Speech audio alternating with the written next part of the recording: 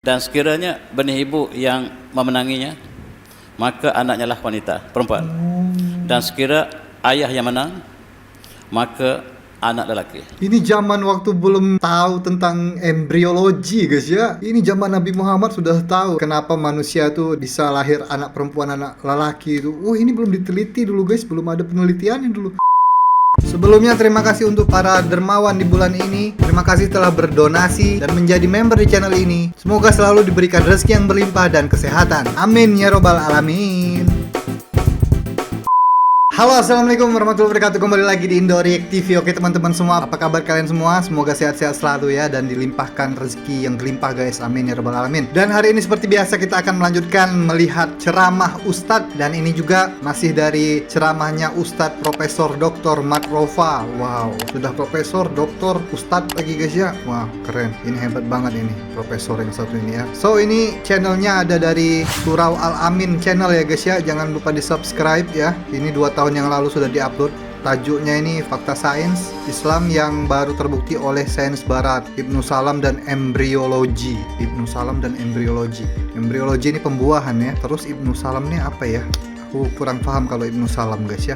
Tapi kayaknya ini menarik guys, karena banyak ceramah-ceramah Ustadz Profesor Dr. Mat Rofa ini yang mendedahkan, mengkongsikan sains-sains dan dihubungkan dengan agama Islam ya, seperti apa biar kita nggak salah paham juga tentang sains ya. Dan kehebatan sains Islam itu sebenarnya lebih hebat daripada sains barat guys. Sains barat tuh banyak meniru sains Islam sebenarnya ya. Banyak yang remake lagi atau mengkaji ulang lagi ya. Padahal sains Islam lebih maju guys. Ini videonya 1 jaman, jadi jangan di skip videonya guys ya, supaya kita nggak salah paham. So langsung aja kita tengok ya ceramah Ustadz Profesor Dr. Mat Rofa yang satu ini. Yuk. Indo React. Nah, ini dia guys. Bismillahirrahmanirrahim. Assalamualaikum warahmatullahi wabarakatuh. Waalaikumsalam warahmatullahi wabarakatuh. Alhamdulillah. Alhamdulillah rabbil alamin wa bihi nasta'in. Wassalatu wassalamu ala anbiya'il mursalin wa alihi wa sahbihi ajma'in, amma ba'du. Yang saya muliakan Tuan Imam, Tuan Bilal, muslim-muslimat yang sekalian, alhamdulillah. Alhamdulillah. Dalam kesempatan pagi subuh kita ini, dengan penuh kesyukuran kita subuh ini ya, mulakan perbincangan tajuk Ibnu Salam dan embriologi. Oke. Sebelum itu mari kita lihat, mulakan dengan ayat ini. A'udzubillahi minasyaitonir rajim. Alladzina tamanna rasulan nabiyil ummiyil ladzi yajiduhu maktuban 'indahum fit-taurati wal injil ya'muruhum bil ma'ruf wa yanhahum 'anil munkar wa yuhillu lahum at-thayyibat wa yuharrimu 'alaihim al-khaba'ith wa yadhum anhum israhum wa la allati kanat 'alaihim walladina amanu bihi wa anzaruhu wa nasaruhu wa tamannu allati unzila ma'ahu ulaika humul muflihun. Surah Al-Azim, surah Al-A'raf. Oh, Al-A'raf. Yaitu mereka yang mengikuti Rasul Nabi yang ummi, yang mereka dapati dalam kitab mereka tertulis namanya, dalam kitab Taurat dan Injil, yang menyuruh mereka melakukan kemakruh dan mencegah mereka daripada kemungkaran, yang menghalalkan mereka makanan-makanan yang baik dan mengharamkan mereka yang khaba'is, yang buruk dan jelek. Ya. Dan Nabi itu melepaskan mereka daripada beban yang telah diletakkan sebelumnya, sebelum nabi-nabi sebelum mereka, dan mereka yang beriman dengannya Ini dan menolongnya serta Nabi Muhammad dalam membantunya Injil sama serta Taurat. mengikuti An-Nur Al-Quran yang diturunkan bersamanya, maka itulah orang yang berjaya. Ini ialah kisah seorang sahabat besar Rasulullah bernama Abdullah bin Salam. Nama asalnya adalah Husain bin Salam, seorang pendeta Yahudi, ketua agama Yahudi di Madinah. Dan dia dapati bahawa nama Rasulullah terdapat dalam kitab Taurat dan Injil. Ya. Dan dia sedang menanti Rasulullah di Madinah. Dia mendapat khabar bahawa Rasulullah sedang berhijrah daripada Mekah ke Madinah. Oh iya, aku ingat. Lalu dia menceritakan dalam hadis yang diriwayatkan oleh Imam Ahmad, dia sedang menunggu Rasul dan dia belum pasti apakah Rasulullah yang hijrah daripada Madinah, daripada Mekah ke Madinah. Sebab dalam kitab mereka mengatakan bahawa Nabi itu akan berhijrah ke Madinah, ke Yasrib. Ya. Ditunggu oleh pendeta-pendeta Yahudi.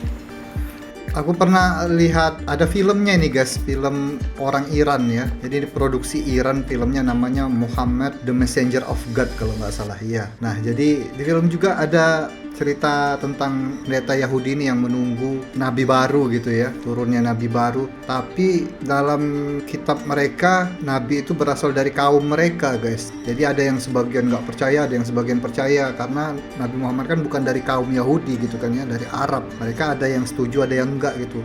Ada perdebatan di dalam pendeta-pendeta Yahudi gitu. Tapi akhirnya ada satu pendeta yang percaya sama Nabi Muhammad ini. Rabi ya, bukan pendeta ya. Kalau pendeta juga ada yang orang Kristen itu ya, yang mengakui bahwa Nabi Muhammad itu, guys. Ada juga yang menunggu, guys, karena di Injil lama itu kan ada. Termasuklah para sahabat seperti Abu Ayyub Al-Ansari, bukan orang Madinah, tetapi mereka mendengar berita daripada orang Yahudi bahawa Nabi terakhir akan diutuskan ke Madinah. Mereka pun datang ke Madinah. Dalam konteks Abdullah bin Salam, ketika pagi itu dia sedang bekerja di ladang kurmanya, sebagaimana disebut di sini, lamma qadima Rasulullah SAW al-Madinah injafan nas alaihi. Dan apabila sampai Rasulullah ke Madinah, manusia, para sahabat berkerumun menyambut Rasulullah, dan dia mengatakan, saya ketika itu sedang berada di atas pokok kurma dan saya segera menemui Nabi yang dimasukkan. Araftu anna wajhal laisa wajh kazab, dan saya dapati bahawa wajahnya berseri-seri, bukan wajah orang mendusta sebagaimana yang didakwa oleh orang Quraisy.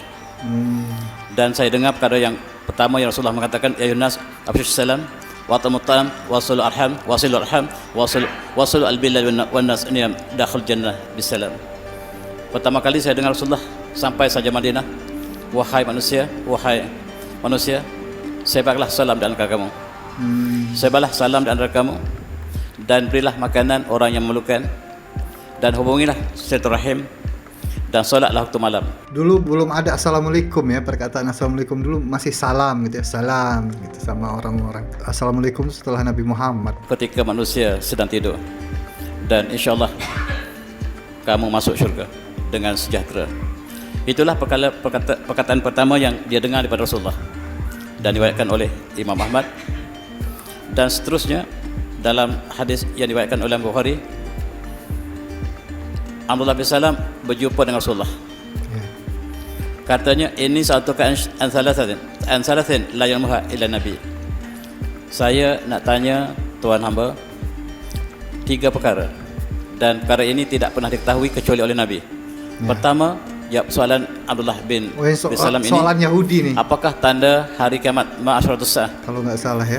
Wa ma awluma ya'kulu ahlul jannah. Ya'kulu ahlul jannah. Dan apakah makanan yang pertama ahli syurga makan? Itu soalan kedua. Dan yang ketiga, wa min ana yushibul walad abahu wa ummuhu. Dan apakah anak kadang-kadang serupa ayah, kadang-kadang serupa ibu? Kadang-kadang lelaki, kadang-kadang perempuan. Apakah sebabnya? Itu 3 soalan yang dikemukakan oleh Abdullah bin Salam sains banget kepada Rasulullah SAW. Yang nomor 3. Lalu Rasulullah mengatakan, akhbarani bihin Jibril anifan. Baru sekejap Jibril memberitahu kamu nak datang dengan soalan-soalan kamu sekali, dan jawapannya Jibril telah beri pada saya. Sudah dikasih tahu. Pertama, Jibril. Kata Abdullah bin Salam, Jibril itu ialah musuh kami.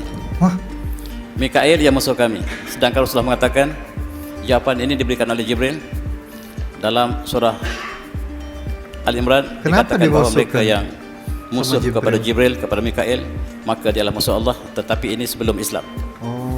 Maka kata Rasulullah, amma awalu asyrat as-sa'ah fanab takhruju min masyriq. Dan tanda pertama hari kiamat ialah timbulnya api daripada sebelah timur, dan membawa manusia berkumpul di barat. Itu yang pertama, kata Rasulullah. Itu yang kita reaction kemarin itu, guys ya, tentang keluarnya api dari timur. Kayaknya di Syam kalau nggak salah ya. Manusia itu berkumpul di Syam karena api itu, api besar itu keluar dari bumi. Wa ma awwalu ma ya'kulu ahlul jannah faziyadah kabdil khud. Adapun makanan pertama syurga ialah kabdizhud, yaitu kabdazud hud, yaitu hati ikan. Hati ikan. Itu makanan pertama. Macam kita pergi hotel ada welcoming drink. Ini welcoming meal dalam syurga ialah hati ikan. Hati ikan, guys. Dan yang ketiga, wa masyabu asyabu fa iza sabaka mar rajul nazali alwad wa iza sabaka almar nazali ilaiha. Dan ada pun tentang ibu melahirkan anak perempuan lelaki, kata Rasulullah, disebabkan oleh perlombaan benih ayah dan ibu. Dan sekiranya benih ibu yang memenanginya, maka anaknya lah wanita, perempuan.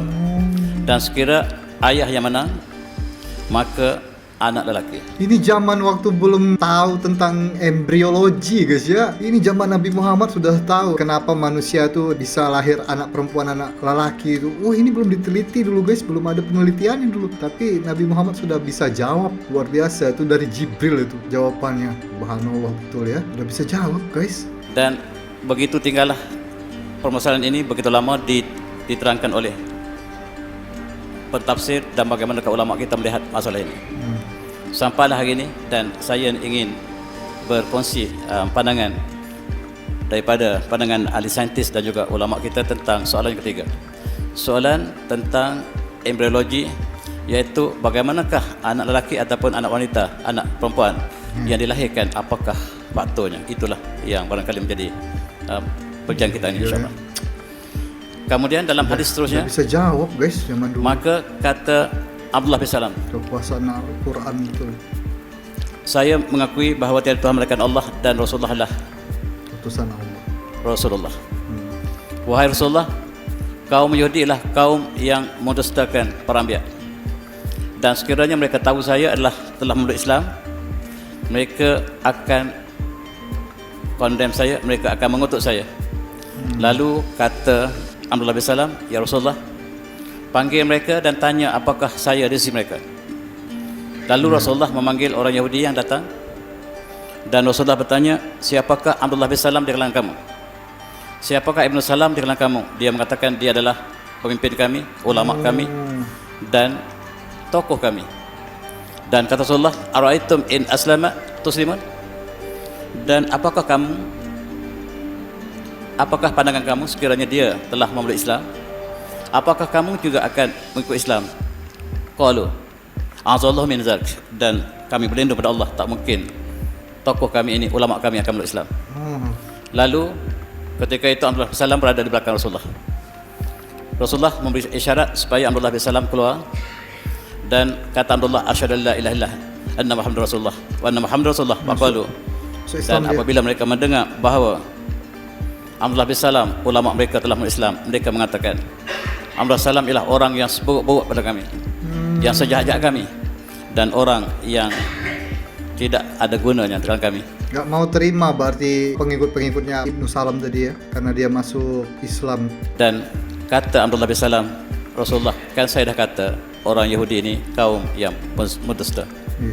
Inilah kisah Islamnya Abdullah bin Salam dengan 3 soalan tadi. Soalan tadi tidak dapat dijawab, kata Abdullah bin Salam, kecuali oleh seorang Nabi. Iya, dan betul, pertanyaan karena dia yakin dengan jawaban itu, maka dia telah memeluk Islam dengan hidayah ilahi. Dan sifat Abdullah bin Salam hari ini muncul dalam banyak saintis yang saya nak sebut beberapa orang. Tuan-tuan yang saya hormati, orang Yahudi sangat sukar memeluk Islam. Iya, betul. Ketika zaman Rasulullah tidak sampai 10 orang Yahudi memeluk Islam. Sangat sukar orang Yahudi untuk memeluk Islam, yang Allah berikan hidayah tidak banyak. Begitu juga dalam zaman moden kita, orang Yahudi tidak banyak yang memeluk Islam. Betul. Di antara yang terkenal ialah Muhammad Asad. Dia asalnya seorang jurnalis yang tuan-tuan tahu. Dan kenapakah dia memeluk Islam? Dia mengatakan, saya mengkaji Al-Quran. Dia fasih bahasa Arab, dia fasih bahasa Hebrew, dan dia mengkaji perbandingan antara keduanya. Dia dapati bahawa Islam ialah macam satu bangunan yang sangat-sangat indah. Setiap bahagiannya menolong bahagian lain. Dalam ekonomi, pendidikan, budaya, politik, semuanya digabung dalam satu pohon yang sangat indah, tidak boleh dipisahkan. Dan akhirnya dia memeluk Islam. Iya ya, banyak betul ya pendeta-pendeta atau orang-orang barat, orang-orang Yahudi, profesor-profesor itu yang masuk Islam karena mengkaji Al-Quran ya. Setelah mengkaji Al-Quran, mereka nggak tahu sebenarnya guys, mereka nggak tahu Al-Quran. Kalau sudah tahu, pasti mereka terpesona juga masuk Islam juga. Mereka pasti harus mengkaji dulu, mereka baru mereka percaya ya. Dia kata, nasib baik saya temu Islam lebih awal daripada saya temu umat Islam. Nasib baik saya temu Islam lebih awal lalu saya meluk Islam. Kalau saya jumpa orang Islam lebih awal, saya mungkin tak masuk Islam. Oh gitu ya. Maksudnya umat Islam tidak menjadi contoh kepada Islam itu sendiri. Kita lihat juga antara yang sangat-sangat jarang orang Yahudi memeluk Islam adalah Maryam Jamilah, Maryam Jamilah. yang banyak mengkaji tentang wanita. Bagaimanakah Barat mengatakan Islam menindas wanita, sedangkan kajiannya menunjukkan bahawa Islamlah yang membebaskan wanita. Iya. Dan kita lihat di antara Ini orang Yahudi yang juga memeluk Islam sangat sedikit hatta pada zaman ini. Dan oleh sebab itu di Jeddah timbul satu kesedaran daripada seorang yang bernama Syekh Abdul Majid Zandin, barangkali tuan-tuan biasa dengar dan sangat kenal fasih dengannya. Ya. Dia asalnya seorang guru sekolah, tetapi dia punya cita-cita yang besar. Dia mengatakan orang yang seperti Abdullah bin Salam ramai di atas muka bumi ini. Orang bukan Islam, mereka ingin melihat Islam dalam konteks mereka masing-masing. Dalam konteks ini dia cuba tubuh satu badan yang dia sebut Aihah Al-Amiyah Al-Ijaz Ilmi fi Al-Quran wa Sunnah.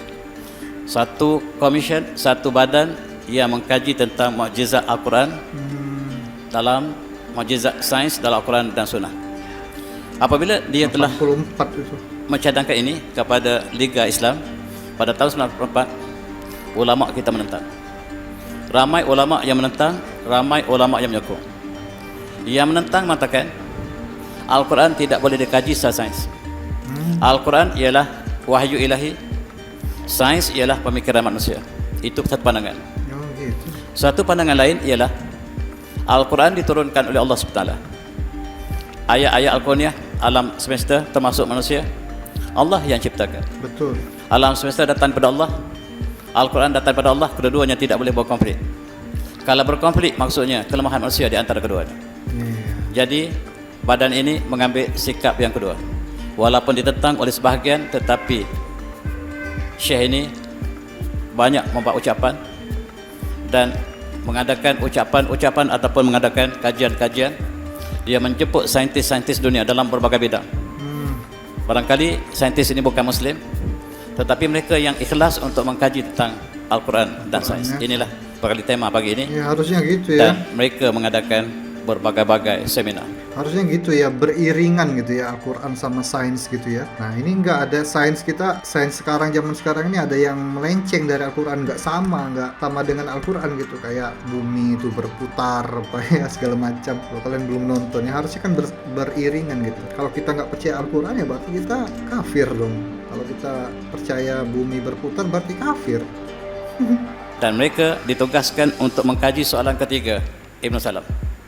Ditubuhkan hay'ah ini ataupun komisen ini ataupun badan ini antaranya untuk mengkaji tentang kejadian gunung, kejadian manusia, langit dan bumi, dan khusus untuk satu perbincangan, satu seminar mereka tumpukan kepada soalan yang ketiga Ibn Salam dan cukup luas dibincangkan. Saya nak sebut satu daripada kertas kerja yang dibentang oleh Dr. Jamal Hamid ini, anggota badan yang sama di Kuwait. Dia telah membentangkan tentang jawapan soalan yang ketiga ini. Ya, tentang Apakah embryologi tadi ya. pandangannya? Dia mengatakan dia seorang pakar embryologi. Dia mengatakan asyibhu wa idza sabaqa ma'ruja. Apabila benih ayah mendahului benih ibu, maka anak lelaki yang dilahirkan, dan sekiranya benih ibu mendahului ayah, maka sebaliknya berlaku. Kita lihat dalam konteks saintifik sekarang, mak membawa dua kromosom XX yang sama jenis, ayah membawa X dan Y. Dan sekiranya berlaku paduan pada anak itu X dengan Y, maka anak lelaki yang dilahirkan. Sekiranya X dengan X, maka anak perempuan yang dilahirkan. Itu pandangan sains. Kita lihat apakah konteks soalan Ibn Salam tadi. Ya, betul. Mengikut pembentangan ini, dia mengatakan benih ibu membawa charge yang baru diketahui oleh pakar-pakar mereka yang mengkajinya. Dan apabila benih ibu dikeluarkan pada hari tertentu, dia akan berjalan ke arah rahim. Apabila sampai pada di sini tulis hari hari kosong, maka dia sampai di situ tempat dia menanti benih ayah. Sekiranya dia sampai dulu, dia akan membentuk charge positif dan dia akan menarik charge negatif pada ayah. Kromosom X ayah bercharge negatif, kromosom Y charge positif. Jadi yang ibu tarik yang negatif, maka yang terhasil ialah XX, maka anak lahirkan lelaki, perempuan. Perempuan ya. Inilah gambarannya. Dan sekiranya benih ayah sampai lebih dulu kepada D0 tadi, maka charge benih ibu menjadi negatif dan dia menarik Y daripada ayah yang insya-Allah anak lelaki. Dan inilah yang dilakukan oleh doktor sekarang bagi pasangan yang ingin anak lelaki dan wanita, mereka menggunakan konsep ini. Gitu, ya. Subhanallah. Ya. Dan Subhanallah. inilah yang ditemui dalam masa-masa terakhir ini. Iya, sekarang ya. Dan inilah kromosom yang tak pernah kita dapat lihat. Yang S besar, Y kecil. Daripada inilah kita boleh trace keturunan kita. Keturunan kita boleh trace daripada kromosom Y. Subhanallah. Benda yang sangat kecil, di dalamnya pula berbelit-belit DNA yang sangat-sangat kompleks, menjadi identiti kepada ciptaan Allah yang begitu agung. Saya ingin kembali kepada soalan tadi. Jadi Syekh Zandani dia menjemput 3 orang ataupun ramai saintis, di antaranya Dr. Kismo. Dr. Kismo ini ialah seorang pakar embriologi di Universiti Toronto, Kanada. Ya. Dalam tahun 90-an ataupun 80-an, dialah orang yang paling pakar dalam bidang ini. Dia menulis bukunya The Developing Human, ini digunakan dalam kelas embriologi di seluruh dunia, termasuk Malaysia. Saya juga dulu bekas pelajar perubatan sekejap keluar kualiti sains. Buku ini digunakan di seluruh dunia. Dan dia adalah seorang pakar dan dijemput untuk mengkaji tentang persoalan Ibn Salam. Dan dia sangat tertarik dengan ayat Al-Quran dalam surah Al-Mu'minun. A'udzubillahi minasyaitonirrajim. Wa laqad khalaqnal insana min sulalatin min tin, tsumma ja'alnahu nutfatan fi qararin makin, tsumma khalaqnal nutfata 'alaqatan, tsumma khalaqnal 'alaqata mudghah, faqalnal mudghah inzaman faqasalnal inzama lahman, tsumma sya'nahu khalqan akhar, fatabarakallahu ahsanul khaliqin. Surah Al-Azim Al-Mu'minun. Dan sesungguhnya kami ciptakan manusia itu daripada saripati tanah. Ya. Kemudian kami jadikan keturunannya daripada nutfah yang diletakkan pada rahim yang kukuh. Kemudian kami jadikan nutfah itu alaqah, dan kami jadikan alaqah itu mudghah, dan mudghah itu kami balutkan izam, tulang yang terbentuk, dan kami balutkan dengan daging. Dan demikianlah kami ciptakan makhluk yang seterusnya. Dan Maha Suci Allah sebaik-baik pencipta. Dan apabila dia bukan Islam yang diminta untuk mengkaji tahap-tahap ini, dan dia mengatakan bahawa saya adalah pakar embriologi, saya tidak pernah ada stage ini, saya tidak pernah meletakkan stage alaqah, mudghah, izam dan sebagainya. Dan yang saya letakkan ialah minggu pertama, minggu kedua, minggu ketiga. Itulah yang diajar di seluruh dunia. Dan saya ialah orang yang paling pakar dalam bidang ini. Kalau ada masalah tentang embriologi, sayalah yang akan dirujuk oleh seluruh dunia. Dan saya kagum apabila istilah-istilah ini yang saya temui, dan saya ingin mengkaji stage yang Al-Quran sebut. Iya, ada stage. Dan dia sebut mula-mula sekali stage nutfah, yang bercantum di antara benih ibu dan ayah. Dia menjadi satu sel. Sel ini bakal melahirkan anak lelaki atau wanita, perempuan. Dengan cepat sel ini pecah dua. Dan ini tak pernah dapat dilihat manusia kecuali zaman moden ini dengan alat-alat tertentu. Dan sel yang dua ini berpecah menjadi 4, menjadi 8, 16, 32 dalam masa yang sangat singkat. Dan subhanallah, dia mula kagum, dan kemudian dia melekat di dinding rahim yang berkembang tadi, melekat di dinding rahim. Dan mulailah salur darah ibu masuk mengalir ke dalam sel pertama tadi, dan sel ini menyedut darah daripada ibu melalui rahim bahagian atas. Dia tergantung di atas rahim, bukan di bawah tetapi di atas rahim. Dan dia sangat-sangat terkejut apabila dia dikendaki mengkaji ayat ini. A'udzubillahi minasyaitonirrajim. Bismillahirrahmanirrahim. Iqra bismi rabbikal ladzi khalaq, khalaqal insana min 'alaq. Dan apakah maksudnya? Dan Allah menciptakan manusia daripada alaqah. Alaqah. Dan dalam ayat tadi disebut alaqah. Apakah ada signifikan muannas dengan muzakkar saja ataupun dua perkataan yang berbeza? Alaqah dengan alaqah ini apakah dua perkataan yang berbeza sama sekali? Dan inilah yang dikaji oleh profesor tadi dengan kumpulan dia. Pertama, dia cuba tengok perkataan alaqah. Yang kedua alaqah, yang tapata marbutah ni. Apa bezanya? Apakah dia hanyalah muannas macam sajar, sajarah? Apakah itu maksudnya? Ataupun dua perkataan yang berbeza? Ini dikaji oleh orang yang bukan Islam. Dia mempelajari bahasa Arab, mengaji nahu tentang balaghah, ma'ani. Dalam masa yang sangat singkat, doktor ini menguasai bahasa Arab dengan sempurna. Dan dia cuba tengok perkataan alaqah dan perbincangan dengan tokoh-tokoh ulama. Dalam Islam, alaqah ada 23 makna. Subhanallah. Alaqah ada 23 makna. Banyak yang semuanya tepat untuk makhluk yang pertama ini. Pertamanya, dia duduk tergantung di atas rahim, alaqah. Yang keduanya, alaqah ini maksudnya seperti yang binatang yang hisap darah. Tepat bayi menghisap darah daripada ibu. Yang merah yang masuk, yang bersih. Yang biru itu yang kotor, keluar balik ibu yang tapis. Dan itulah hubungan di antara bayi sel pertama dengan ibu. Hidup Allah takdirkan membesar dengan darah ibunya. Iya, betul. Dan makanan yang ibu makan, itulah yang membesarkan anaknya. Yang halal, halal lah nature-nya, dan haram, haram lah. Betul ya. Dan itu sangat jelas ya, darah yang bermula. Alaqah, apakah mana darah?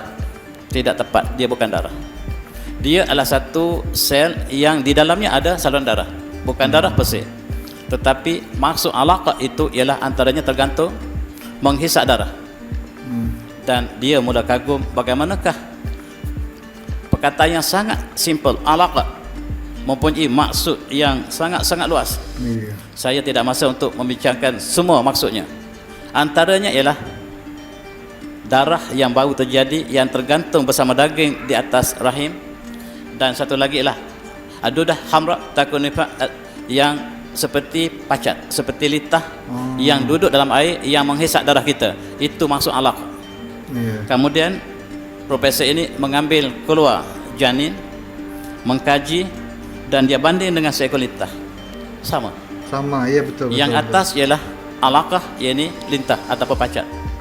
Yang kedua di bawah ini ialah ketika zaman alaqah kita, bentuk sama. Bentuk yang sama. Apakah ini kebetulan?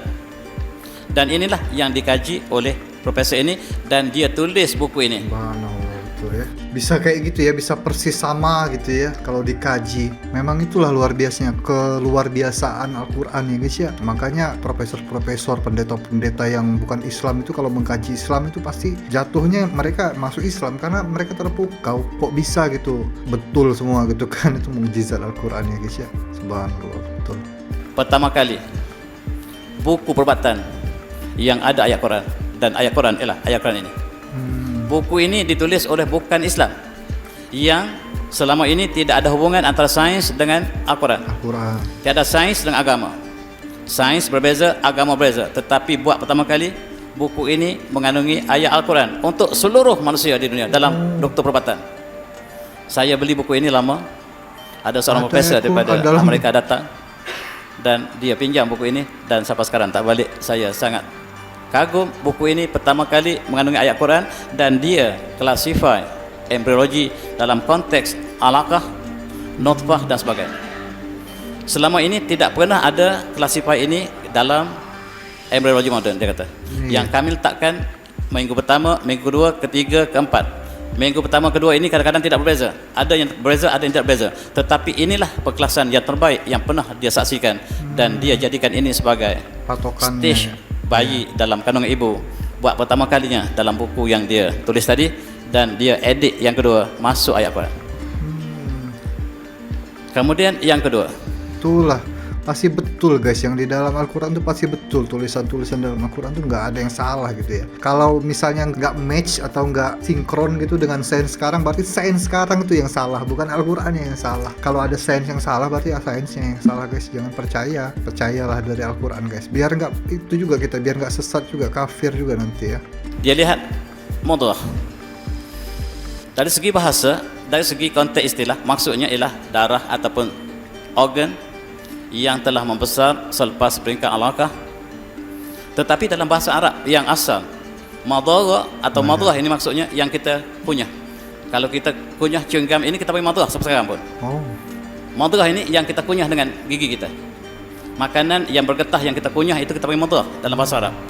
Dan apakah ada hubungan dengan bentuk bayi dalam konteks mudghah? Dan inilah yang dikagumi oleh Profesor Mo tadi. Dia kata tepat sebagaimana chewing gum. Dalam bentuk hari yang keberapa ya? Kita macam chewing gum, bahkan bekas gigi pada. Tulang belakang kita ni macam bekas gigi. Dan dia sangat kagum. Kemudian stage yang ketiga, dia melihat tulang mula terbentuk. Dan gambar ini dia masuk dalam bukunya, teksnya. Yang sebelum ini dia tak pernah kisah tulang ini bilakah terbentuk. Tetapi apabila dia mengkaji ayat ini bersama dengan satu tim yang besar, pakar-pakar dalam biologi, dia mula detect bahawa pada minggu tertentu maka mula keluar daripada daging menjadi tulang, daripada lembut menjadi keras. Yang ini dia kagum. Dan selepas saja daripada peringkat ini, Allah sebut summa ansha'na khalqan akhar, lalu kami jadikan makhluk yang lain. Rupa-rupanya sebelum tahap izam ini, seluruh haiwan yang Allah cipta sama saja rupa. Gitu. Rupa haiwan sama seperti ini. Sama ada monyet, manusia, semua rupa yang sama. Kemudian Allah sebut summa ansha'na khalqan akhar, lalu kami bezakan, kami ciptakan makhluk yang berbeza. Dan inilah yang menyebabkan dia terus mengucap syahadah di dalam bahat tersebut. Ini ialah ilmu salam yang kedua. Yang orang kondem tadi, langsung ucap syahadat kalau Syekh Zadani mengatakan, wahai Tuan Syekh, mari tengok yang Tuan kondem dulu. Dia merupakan satu alat dakwah yang sangat berkesan, dan untuk bawa mesej Islam kepada intelektual tak boleh kita bawa dalam bentuk biasa, kata Syekh Zadani. Dan saya dengan hidayah ilahi, Syekh ini ataupun Dr. Mo ini telah memeluk Islam sebab kajian ayat yang sangat-sangat padat ini. Dan sebaik saja dia memeluk Islam, doktor-doktor pakar dalam embriologi cabar dia, berdebat. Mereka berdebat dalam televisyen. Bagaimanakah dia kata tak ada apa yang ganjil, sebab sekarang kita boleh belah perut wanita. Orang Islam ganas, dia belah perut dia. Dia tengok, Muhammad tengok ada alaqah mudghah. Kata Syekh Mo, tuan salah, sebab ia ini tak dapat dilihat dengan mata walaupun dibedah. Sekarang hanya dapat dilihat dengan alat yang sangat canggih. Dengan mata tak akan dapat lihat. Oleh sebab itu kalau tuan belah perut wanita yang mengandung, tuan tidak akan nampak ini. Iya, tidak akan nampak. Yang ini hanya nampak dengan alat yang sangat canggih. Dan dia berbahas sampai pagi. Apakah kesimpulannya? Kesimpulannya Profesor Mo sebut seperti ini. Izinkan saya baca kesimpulan dia. Dia kata, it has been a great pleasure for me to have clarified statement in the Quran about human development. It is clear to me that this statement must have come to Muhammad from God, Allah. Saya yakin statement yang ada seperti ini tak mungkin datang daripada manusia. Muhammad, sebab betul. Saya orang yang paling pakar dalam embriologi dalam dunia, saya paling pakar. Dan saya tidak tahu. Nggak mungkin surat-surat di Al-Quran, ayat-ayat Al-Quran itu tercipta dari manusia gitu ya. Itunya tuh terlalu tinggi untuk manusia guys. Ayat-ayatnya tuh terlalu tinggi kalau dipikir tuh, untuk otak manusia tuh terlalu tinggi. Dan nggak mungkin guys, itu pasti langsung dari Tuhan gitu ya, bukan ciptaan manusia. Beda, kalau ciptaan manusia tuh beda banget, kelihatan banget ya. Bisa kita tahu, wah ini manusia yang ditulis. Kalau memang langsung dari Tuhan itu beda banget guys. Maka saya mengetahui perkara yang sangat detail ini daripada Al-Quran. Dan tentulah dia datang kepada Muhammad SAW melalui Allah SWT. Dan saya yakin dia daripada Allah. Dan ini adalah bentuk dakwah sebagaimana yang disebut oleh Profesor Zain ini. Dia adalah Ibn Salam yang kedua yang kita lihat. Dan dia tulis buku, dan buku dia menjadi teks sekarang. Tetapi mereka sudah buang buku ini sebab ada ayat Quran. Mereka tidak guna lagi buku ini sebagai teks dalam embriologi, dan sebab hanya semata-matanya sebab ada classify yang dikelaskan berdasarkan kepada alaqah nutfah, alaqah mudghah, izam dan seterusnya. Tuan-tuan, yang kedua Ibn Salam, yang kedua ialah doktor Jepun. Doktor ini namanya, saya lupa, tak tulis ini. Dia sangat ganas ketika sebelum Islam, dan selepas dia mengkaji tentang kejadian manusia, berubah sama sekali. Dia sekarang di Masjid Tokyo. Tuan-tuan boleh jumpa di Masjid Tokyo. Dia juga mendapat hidayah melalui kajian ini. Yang dia kaji ialah tentang roh yang ditiupkan ke dalam bayi. Oh, tentang roh malah dikajinya ya. A'udzubillahi minasyaitonir rajim. Summa sawwahu wa nafa'a fihi min ruhi wa ja'alakum as-sam'a wal absar wal afidah qalilan ma tashkurun. Kemudian Allah sempurnakan binaan ciptaan tadi. Kemudian Allah tiupkan roh, dan Allah jadikan pendengaran, penglihatan dan afidah. Fuad ialah kolbu. Kolbu yang dalam. Qalilan ma tashkurun, dan sedikit pada kamu yang bersyukur. Profesor ini cuba bandingkan ayat, kenapa Allah menggunakan as-sama mufrad, absar jamak, afidah jamak. Kalau manusia yang tulis, tentu tiga-tiga jamak. Kenapa as-sama mufrad? Tuan-tuan, doktor Jepun kuasai bahasa Arab. Kalau kita tak kuasai, tuan-tuan, malu. Iya, betul. Mereka mengkaji sampai ke dasar balaghah perkataan itu. Dan kata Profesor Jepun ini mula-mula sekali dalam kejadian manusia yang berfungsi ialah telinga. Allah sebut as-sama. Dan kenapakah dia dalam bentuk mufrad? Ini satu benda yang sangat misteri. Kemudian absar, Allah sebut, Allah berikan penglihatan kepada kita. Rupa-rupanya dalam perut ibu anak tidak dapat melihat. Dilahirkan masih tak dapat lihat ayahnya, maknya. Ya? Beberapa minit kemudian baru anak dapat melihat wajah ibunya. Sebab Allah katakan mula-mula sekali Allah ciptakan pendengaran. Pendengaran ini berlaku dalam perut ibu lagi. Dia mendengar ibu membaca Al-Quran. Dia mendengar ibu yang sangat bersedih. Itu sebab bila anak lahirkan, sekiranya dia terkejut, maksudnya ibu terganggu perasaan ketika mengandung. Ibu yang tenang ketika mengandung, anak tidak terkejut. Dan doktor dapat relate di antara anak yang menangis dengan ibu yang bermasalah ketika mengandung. Sebab anak mendengar rintahan ibu. Kalau baca Al-Quran, dia dengar Al-Quran lebih jelas daripada kita. Sekarang dapat buktikan bayi dapat mendengar lebih jelas daripada kita berdepan dengan ibu. Dan subhanallah, sedikit pada kamu yang bersyukur, Allah berikan panca indera yang begitu indah. Dan inilah dikaji oleh profesor ini. Dan dia dapati bahawa selepas minggu yang keempat, bulan yang keempat, bayi mula bergerak, respon, senyum, menangis. Bayi dalam perut ibu, kadang-kadang dia gelak, kadang-kadang dia sedih, kadang-kadang dia senyum. Maksudnya dia, kalau aku baru tahu kalau bisa nangis juga di dalam perut ibu ya. Kadang-kadang ketawa juga baru tahu, Bos. Aku tahunya cuma bisa gerak-gerak aja gitu, kakinya nendang-nendang gitu. Senyum juga aku tahu karena di USG kan ya. Tapi kalau ketawa, nangis itu aku baru tahu juga ya. Paham apa yang berlaku interaksi dia dengan ibu. Ini ialah kajian yang dilakukan oleh doktor pakai Islam. Iya. Kemudian dia terbaca hadis ini. Hadis yang dibawakan oleh Imam Bukhari. In ahadakum yujma'u khalquhu fi batni ummihi arba'in yaman.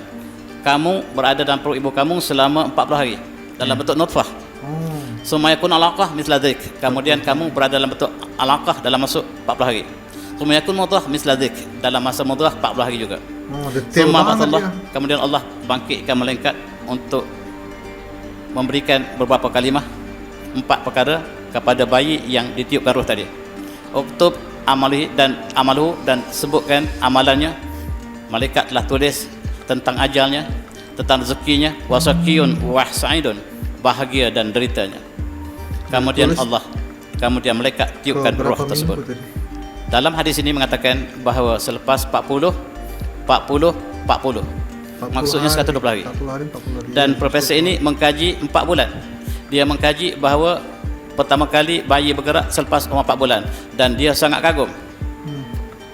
Dia sangat kagum bayi mula bergerak pada usia 4 bulan dalam kandungan.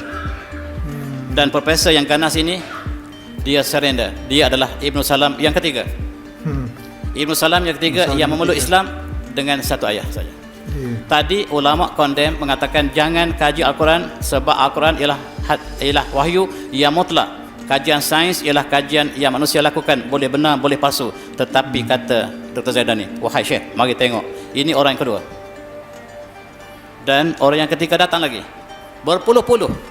Yang paling sukar memeluk Islam ialah Yahudi. Yahudi pemeluk Islam melalui approach ini. Dan untuk orang Islam, kata Syekh Zaidan, tak perlu tuan datang daripada metodologi ini, tetapi saya kemukakan untuk orang pakai Islam yang sangat-sangat kagum dengan penemuan ini. Orang Islam, mereka sudah iman mereka sudah mantap, tak perlu melalui perjalanan ini. Tetapi saya dapati bahawa ramai tokoh-tokoh yang pakar dalam bidang ini, mereka kalah dengan Al-Quran.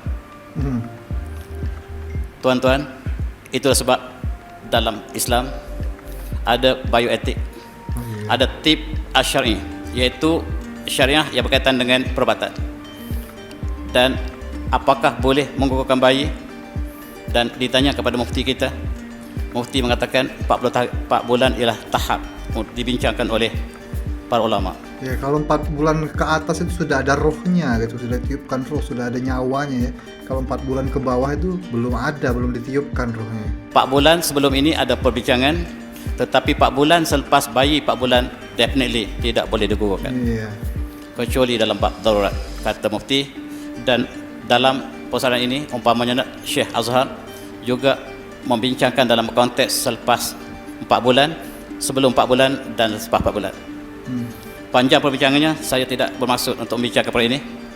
Dan inilah yang dikemukakan oleh ulama kita dunia, bahawa usia 4 bulan tadi, selepas tiupan roh ini menjadi stage kepada hukum. Dan oleh sebab itu doktor harus mengetahui tentang ilmu fiqh, orang fiqh harus tahu ilmu perubatan. Tetapi sekarang sangat sukar untuk mencari orang yang kuasai dalam kedua-dua bidang. Sekarang dunia pengguguran bayi dilakukan secara sewenang-wenangnya, sama ada 4 bulan ataupun tidak 4 bulan. Betul. Dan simbol negara maju ialah negara yang membenarkan pengguguran bayi. Aborsi, ini data penggunaan bayi di dunia. Negara-negara yang dianggap sebagai negara maju, simbolnya membenarkan pengguguran bayi tak kira stage. Our bodies, ourselves. Mereka berbincang apakah bayi dalam perut ini ada hak untuk dia hidup ataupun dia sebahagian daripada jasad ibunya. Mereka buat kesimpulan bahawa sebahagian pada jasad ibunya, maka bergantung pada ibu untuk gugur atau tidak. Dan dia sudah menjadi law of the land kepada seluruh dunia, tuan-tuan. Dan dia mencabar ke dalam negara Islam. Cuba tuan lihat negara-negara yang tidak beriman ini, mereka menduduki tempat yang tertinggi dunia dalam pengguguran bayi. Dan Amerika saja setiap tahun 1,5 juta bayi digugurkan, sama ada 4 bulan ataupun lebih. Inilah yang dia perlu dikaji oleh 2 bidang yang dikumpulkan oleh Turki juga masuk. Syekh Zaidan tadi, ialah untuk melihat tentang hukum hakam umat Islam. Sebab dia berkaitan dengan ciptaan Allah. Oleh sebab itu kena mengetahui bagaimanakah ciptaan Allah dengan tepat, barulah hukum dapat dilakukan. Betul. Begitu juga mereka bincang tentang apa yang disebut sebagai merciful killing. Merciful killing sebagai kuliah kita lepas, orang barat membunuh diri sebaik saja usianya 75 tahun. 75 tahun ialah usia untuk mati. Mereka minum ubat racun yang sangat-sangat bisa, dan mereka mati sebab 75 tahun ialah masa yang kronik. Dan di negara maju mesti ada insurans untuk masuk hospital. Satu penyakit, satu insurans. Kalau ada 10 penyakit, 10 insurans. Kalau tak ada, tak boleh masuk hospital. Gitu. Cara yang sangat mudah membunuh diri. Sebab anak-anak tidak pernah kisah pada ibu bapa yang sudah tua. Dan satu persoalan yang besar, iaitu merciful killing menjadi satu amalan di barat simbol negara maju. Rupa-rupanya darah negara yang sangat derita sebab anak-anak tidak kisah lagi pada ibu tua, orang tuanya. Ini nasib orang barat. Dan apakah ini juga memerlukan kepada kajian yang mendalam dalam konteks tip syariah, dalam bentuk syariah berkaitan dengan perubatan. Dan inilah sebahagian ulama Mekah telah mengeluarkan fatwa bahawa tidak dibenarkan umat Islam sama sekali untuk membunuh dalam bentuk merciful killing, sebab manusia tidak punya badan, manusia tidak punya nyawa, Allah yang punyanya. Oleh sebab itu kita tidak boleh mencabar Allah dalam mencabut nyawa sendiri. Bunuh diri Man qatala nafsan mereka bi nafsin, ataupun siapa yang membunuh dirinya dengan terjun daripada gunung, maka dia akan berada dalam neraka selama-lamanya. Dan itulah Iya, tetap aja masuk hadis neraka. yang diriwayatkan oleh Imam Bunuh Bukhari. diri. Umat Islam tidak boleh membunuh diri. Ya betul. Sekarang dalam konteks perubatan moden, tuan-tuan, pemindahan anggota, Anggota organnya. buah pinggang, berbagai-bagai alat ini, apakah boleh kita menerima? Ya. Ini juga dibincang dalam Ini aku dalam baru fatwa tahu tadi. ini. Mereka melihat dalam konteks saintifik, kemudian mereka keluarkan fatwa. Buah pinggang, apakah dia akan ada kesan sekiranya dibuang satu ataupun tidak ada kesan? Ini memerlukan ilmu yang sangat dalam, sehingga fatwa dikeluarkan berdasar kepada tersebut pandangan doktor Islam yang sangat-sangat adil. Sekarang sewa rahim. Sewa rahim. Iya. Orang yang kaya Ada raya, sewa rahim mereka sekarang. tak nak kandung anak mereka sendiri. Sebab bila mengandung anak, rusak badan kita. Jadi mereka berpakat untuk orang lain kandungkan badan untuk anak untuk mereka. Ini dipanggil surrogate mother, yang sedang menjadi profession di seluruh dunia. Saya dengar pelajar Malaysia yang duduk di Australia melakukan ini, bukan Islam maksud saya. Ya. Mereka ambil upah untuk mengandung anak orang kaya. Selepas 1 tahun mereka cuti semester, 2 semester, dan mereka dapat wang jutaan selepas mereka sewa rahim mereka untuk anak-anak orang kaya. Ini satu penyakit baru. Dan apakah sikap Islam? Apakah nasab malih terpelihara apabila Tak boleh benih lah, ini benih- orang berbeza benih- dilahirkan oleh ibu yang berbeza? Iya, itu kan berarti kan ibunya beda gitu, walaupun benih ayahnya tuh masuk. Berarti benih ibunya beda. Ya kan darahnya juga yang dihisap darah ibu yang disewa tadi. Berarti anak yang mengandung lah, bukan anak orang yang menyewa. Tentu memerlukan ilmu yang sangat fasih dalam bentuk embriologi. Dan inilah cabaran umat Islam yang ditubuhkan oleh Syekh Zaidani untuk menyelesaikan masalah umat. Rupa-rupanya sangat luas. Fatwa takwa yang dikeluarkan oleh kumpulan ini, Mahat Al-Bu'uth tadi, sangat-sangat memberikan faedah kepada umat Islam. Ya. Tuan-tuan, inilah yang Allah sebut, wallahu akhrajakum min butuni ummahatikum la ta'lamuna syai'an wa ja'alakum as-sam'a wal absar wal afidah qalilan ma tashkurun. Afidah inilah fuad. Qalbu satu hal.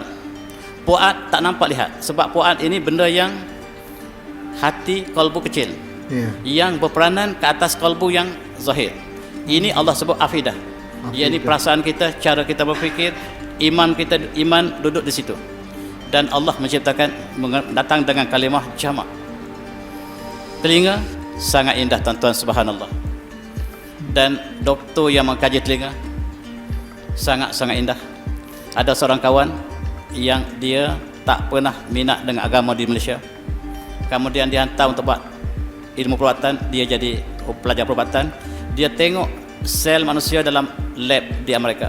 Iya. Dia tengok DNA, bagaimanakah susunan Allah jadikan dalam cipta manusia, dan dia terpegun, dan setiap yang tersusun mesti ada penyusunnya. Dia dapat Tuhan di Amerika. Oh, Dan subhanallah, orang yang mengkaji inilah dalam institut ini, mereka telah mengembangkan kajian ini bukan saja untuk manusia tetapi untuk alam semesta yang luas, dan mereka menghasilkan buku-buku yang banyak. Tuan-tuan boleh rujuk, tetapi kebanyakan dalam bahasa Arab. Allah menciptakan mata, wa in ta'uddu ni'matallahi la tuhsuha, dan sekiranya kamu bilang nikmat Allah, kamu tidak akan dapat membilangnya. Mata saja, nikmat mata saja, subhanallah. Nikmat jantung yang berdenyut setiap masa, 1 minit 60 kali, tuan-tuan. Dan tak pernah silap, dalam masa satu hari 60 kali dengan 60 1 jam, kemudian kali 24 jam, dalam setahun kali dengan 365 hari, dalam 60 tahun macam saya, tuan-tuan, kali 60. Saya tekan kalkulator pagi tadi, keluar bilion kali jantung kita berdenyut, subhanallah. Tak pernah silap. Daripada jantung dia pergi ke otak, daripada otak dia turun balik ke jantung, daripada jantung dipam balik ke paru-paru, dibersih paru-paru, masuk balik dalam jantung, kemudian dipam ke seluruh badan, masuk balik dalam jantung, subhanallah. Tak pernah silap dia punya aliran, tak pernah silap sekalipun kalau dia lalu ikut lawan arahan aliran darah padah kita. Ya matilah kalau subhanallah. Dan sedikit pada kamu yang bersyukur, inilah yang ditemui oleh doktor-doktor Islam. Apabila dapat dimensi ini dalam konteks kajian ini, mereka mula sedar tentang diri mereka sendiri. Wa fi anfusikum afala tubsirun. Dalam diri kamu sendiri, kenapa kamu tidak berfikir? Ini otak manusia, tuan-tuan, subhanallah. Ya, Otak kita ini dalam bentuk neuron.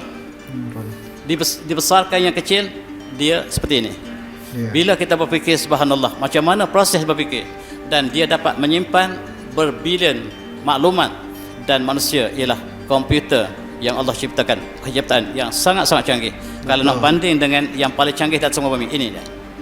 Ini ialah ia dipanggil Large Hadron Collider. Dibina di Switzerland menggunakan sirkuit yang paling banyak dalam dunia, berbilion.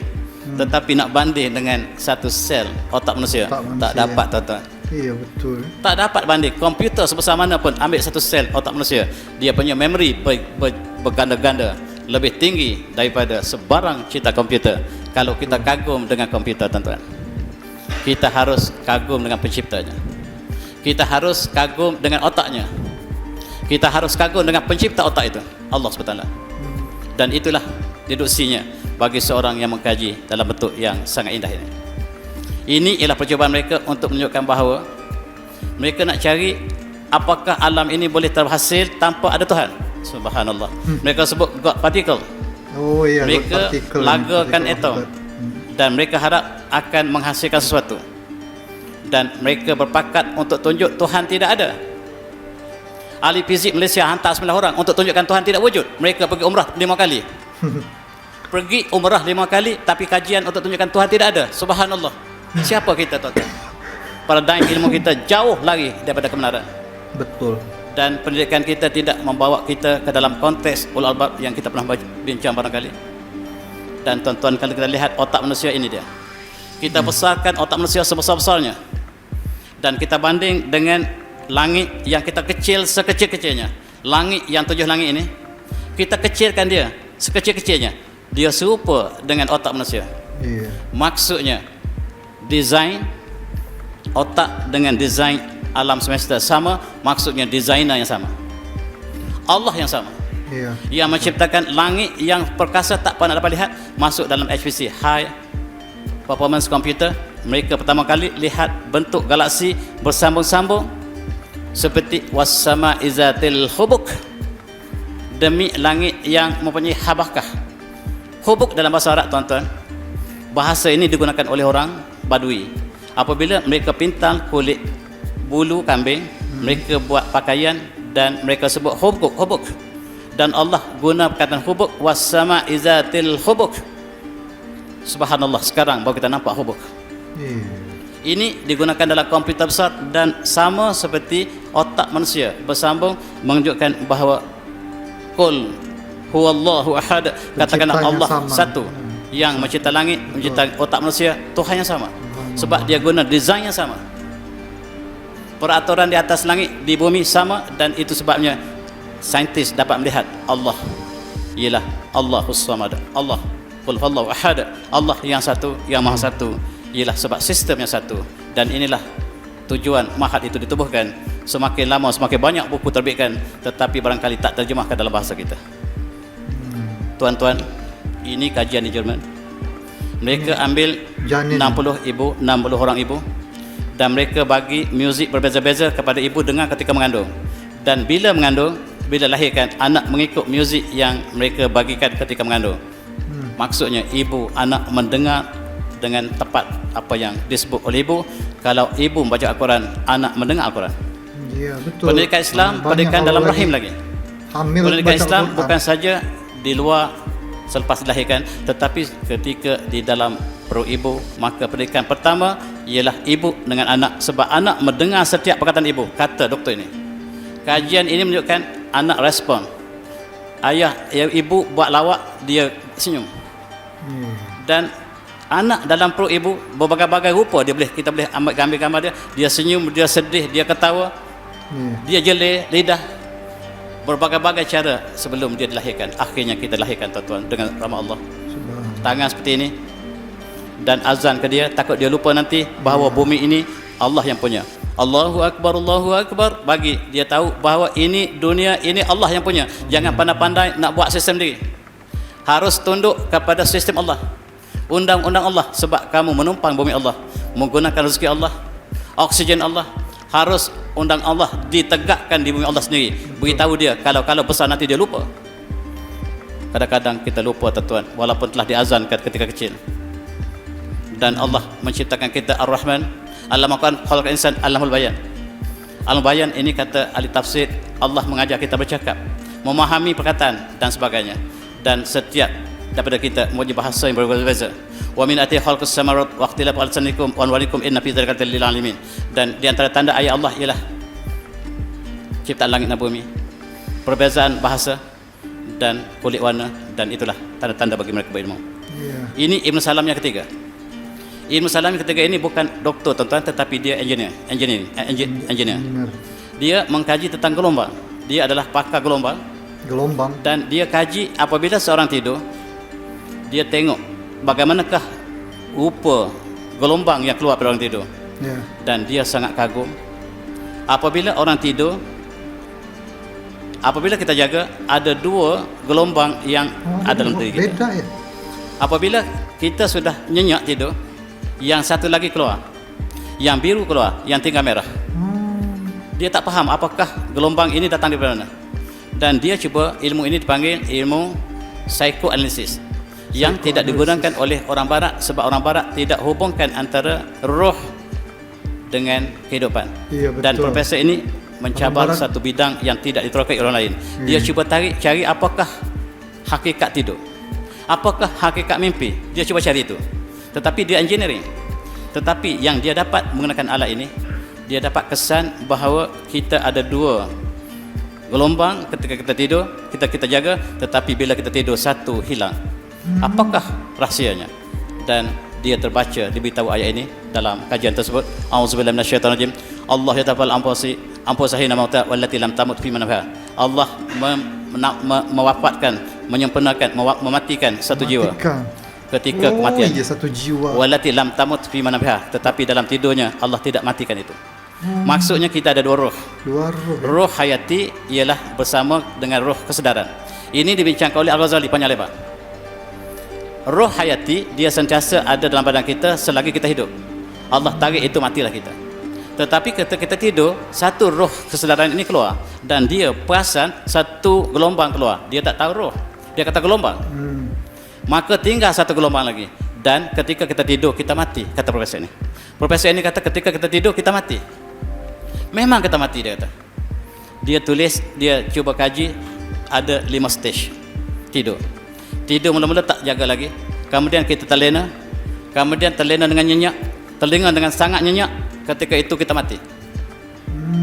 Dan tuan-tuan, pagi tadi sebelum subuh, kalau kita tersentuh orang sebelah kita, sejuk macam mayat, memang mati. Memang dia mati. Dan Allah kembalikan roh sedarnya, dan dia, subhanallah, kita hidup kembali. Kita dapat melihat cahaya kembali. Dan itulah Rasulullah mengatakan, tidur ialah saudara mati. Dan profesor ini bila disebut tidur saudara mati, terus dia meluk Islam. Profesor ini namanya Profesor Ellison atau Ellison, tetapi barat tidak pernah istihakan dia meluk Islam sebab kajian ini. Iya, karena barat kan nggak percaya ada roh gitu ya, alam-alam kayak gitu, dia nggak percaya. Jadi ini bukan masuk sains katanya ya, kata orang-orang barat situ yang nggak percaya. Hidayah Allah datang dengan kajian ini, dan dia mengkaji tentang tidur. Rahsia tidur tak dapat dibayangkan lagi. Bagaimanakah peristiwa ini? Mimpi lagi pelik. Bagaimanakah mimpi yang belum berlaku tiba-tiba telah berlaku? Iya. Dan itulah yang dikaji oleh profesor ini, tuan-tuan, dalam hadis yang banyak. Apabila kita bangun tidur, dalam sekolah tadika dulu, ustazah aja kita baca alhamdulillazi ahyana ba'da ma amatana wa ilayhi nusyur. Memang kita mati. Ketika tidur memang kita mati. Mati dalam konteks separuh roh keluar. Separuh Dan yang tinggal adalah roh hayati. Dan segala pujian bagi Allah yang menghidupkan kami selepas kami mati. Tidur itu Allah, Nabi Rasul pesan, itulah mati. Dan dalam hadis yang lain, dalam yang diriwayatkan oleh Imam Bukhari, Rasulullah mengatakan, Rasulullah iza akhadha majnahu iza min al-layl wada yadahu tahta qadhi thumma yaqulu Allahumma bismika Allah amut fahiya wa iza istaqaza ilahi. Dan ketika Rasulullah tidur, Rasulullah letakkan tangannya di bawah pipinya sebelah kanan, dan Rasulullah pun membaca bismillah. Allahumma biska amutu ahya, dan dengan nama Allah, dengan namamu ya Allah, aku mati dan aku hidup. Dan Rasulullah berpesan, tidur ialah mati. Dalam hadis lain, tidur ialah saudara mati. Memang kajian saintifik menunjukkan kita mati, tuan-tuan, malam ni pegang orang sebelah kita sebelum subuh, memang sejuk macam mayat, exactly mayat. Dan bentuk mayat sudah ada pada kita sebelum kita sedar pukul 5 pagi tadi barangkali. Tuan-tuan, saya tidak ada masa untuk barangkali kita lihat sedikit lagi. Asalnya kita tidak ada. Allah lahirkan kita daripada perut ibu, besar dan Allah sebut usia 40 tahun ialah sempadan. Dan hatta iza balu asyudah wa balu arba'ina sanatan qarabi azani an askanat matakallati an amtalaya wa la wadaya an Allah wa an Allah sallallahu alaihi wa sallam fi zati ini tublaika wa ini muslimin. Surah Al-Aqaf. Rasulullah, Allah menyebut bahawa usia 40 tahun ialah kemuncak kita. Kemuncak manusia usia ketika usia 40 tahun, 40 tahun Hijriah ataupun 39 tahun Masih. Dan sepatutnya dia berdoa, wahai Tuhanku, kurniakanlah perasaan untuk aku bersyukur di atas segala nikmat yang telah Kau beri kepadaku dan ke atas kedua ibu bapakku, supaya aku beramal soleh yang Kau redai, dan perindahkanlah aku dalam zuriatku. Dan sekarang saya telah bertaubat. Ini tu betul ilaika, usia 40 tahun, usia bertaubat.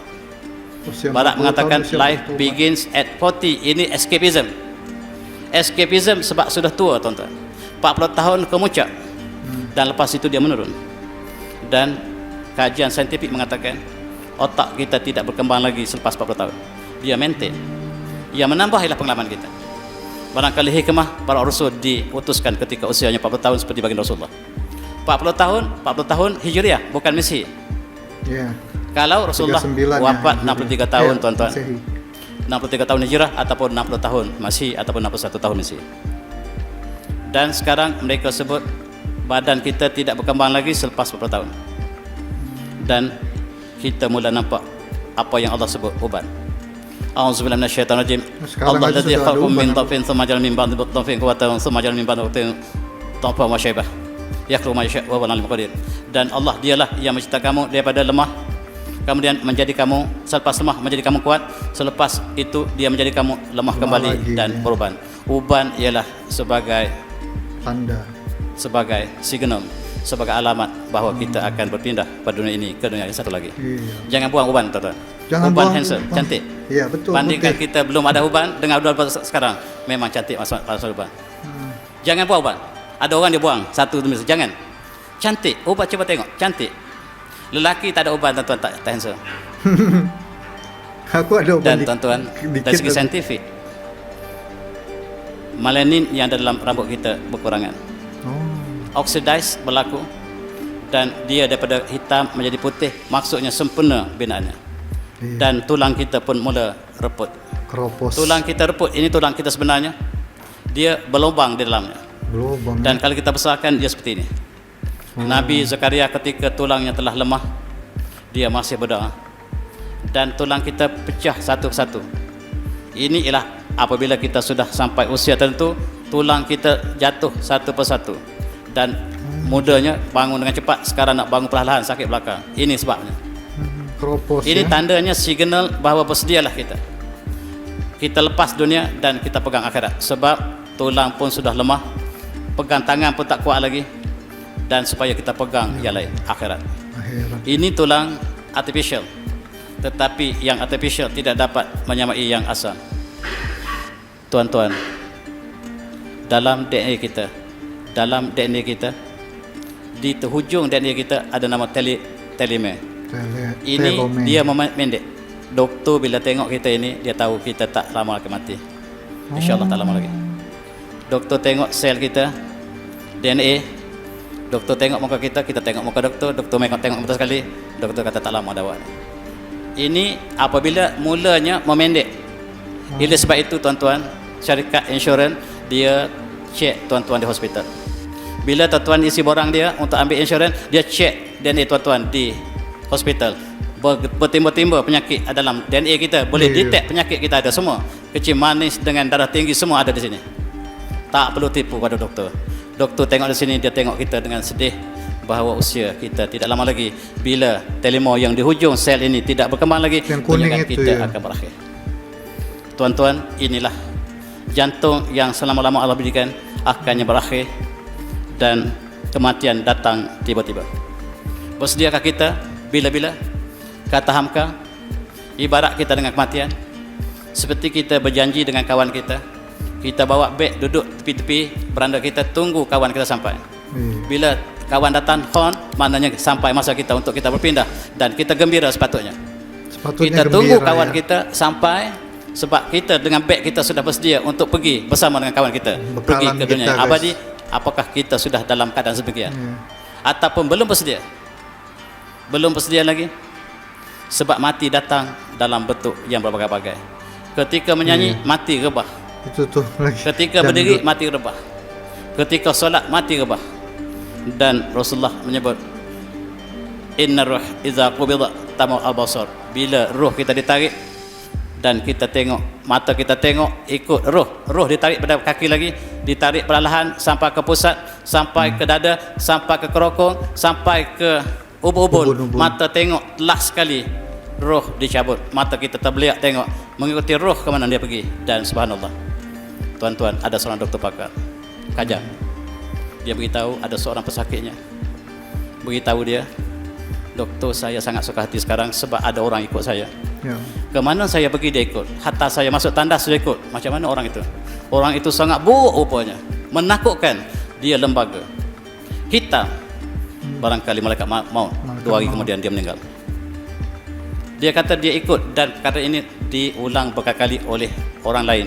Sebut pada doktor itu, doktor, saya tak boleh lari pada satu lembaga yang ikut saya. Hatta saya masuk dalam tandas pun dia ikut di belakang saya. 2 hari kemudian dia meninggal dunia. Doktor ini mengatakan barangkali dia adalah korin dia, barangkali syaitan, barangkali malaikat maut yang datang sudah memberikan hint, dan itulah yang sedang berlaku. Kematian akan tiba. Tuan-tuan, apakah tanda mati kita? Doktor membincangkan tanda kematian kita ialah the brain death. Ini gambar orang mati, tuan-tuan. Apabila otak kita sudah tidak ada sebarang respon, gambar yang paling atas itu tandanya dia sudah diambang kematian yang hanya ada 1 detik lagi. Dan doktor melihat kematian ialah disebabkan oleh kematian otak. Apakah implikasinya?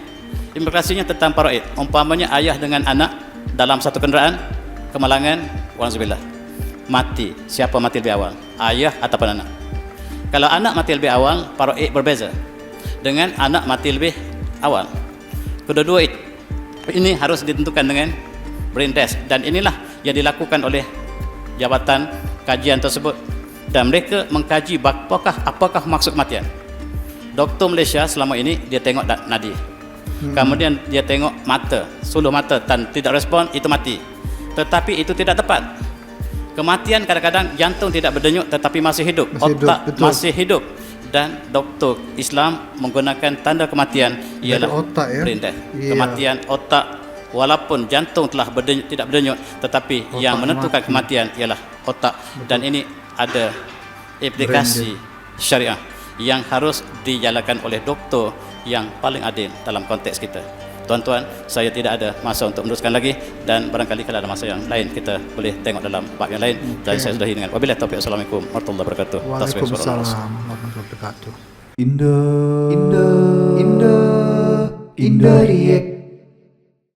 Wow, itu tadi ceramah kuliah Ustadz Profesor Dr. Mat Rofa yang bagus lagi nih guys ya. Banyak ilmu, banyak manfaat, banyak hal-hal yang baru kita tahu tentang sains, tentang embriologi, tentang kedokteran tadi ya. Cerita-cerita profesor-profesor yang di barat yang masuk Islam. Nah, ini bagus banget ini guys. Dan ternyata kan kita tahu bahwa Al-Quran itu mengiringi sains ya. Sebenarnya tuh kalau sains itu nggak sinkron dengan Al-Quran gitu, berarti sainsnya yang salah guys, bukan Al-Qurannya yang salah. Harusnya kita tuh percaya dengan sainsnya Al-Quran ya. Dan misalnya sains sama Al-Quran itu sinkron, berarti sains itu betul guys ya.